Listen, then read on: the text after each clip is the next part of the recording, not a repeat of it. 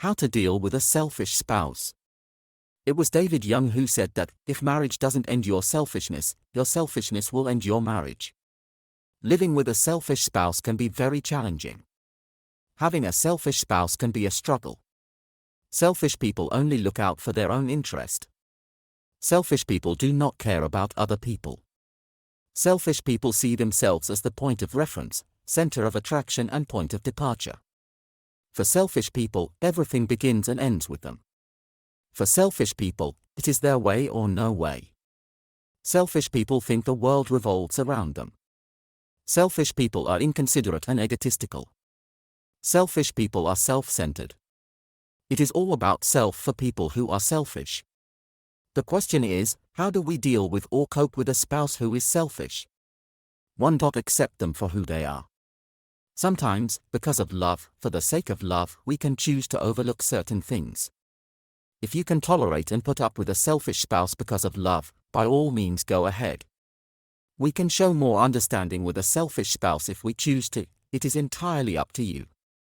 For the sake of peace in marriage and relationships, some may decide to condone with a selfish spouse. Some people will say, it is just who they are, I cannot change them. That is okay. If that works for you, by all means. 2. Talk about this with your spouse. Have a conversation on this issue. Do not be judgmental. I will respectfully suggest what I call non-judgmental conversation.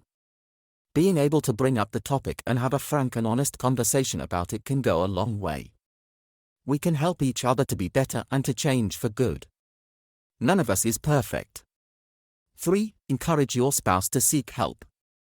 If they are able to accept that there is a problem, that they have a problem with selfishness, and this can affect their marriage and relationship, the next step will be how to solve the problem. Help your spouse by exploring resources around you and within your community where they can access help. This is where relationship professionals and experts can come in to help. Marriage counseling can also help, especially when this selfishness is causing problems in marriage.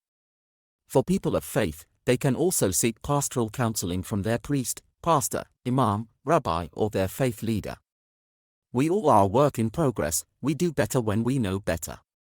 We all have some issues we need to keep in check and constantly work on in order to be the best version of ourselves.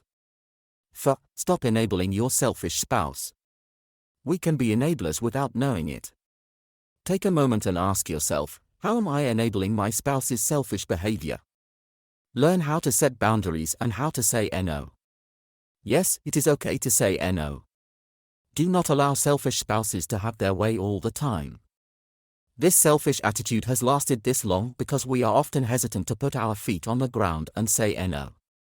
5. Division of labor. Shared responsibilities can reduce selfish behavior. Teamwork can be an antidote to a selfish behavior. It is only fair and just that what needs to be done be equitably shared in marriage and relationships so that one person does not bear the brunt or the burden. It is not right for only one person to shoulder a burden that is meant for two people. If you do your part, I do my part, that is when things are accomplished, things get done and everyone is happy. 6. If you can stay with a selfish spouse, you can go ahead and stay. I recognize everybody is different. If you can't stay and wants to leave the relationship, by all means go ahead and do what is good for you and your peace of mind. I will not judge or blame anybody in a marriage or relationship who after many unsuccessful efforts decides not to put up anymore with a selfish spouse and leaves.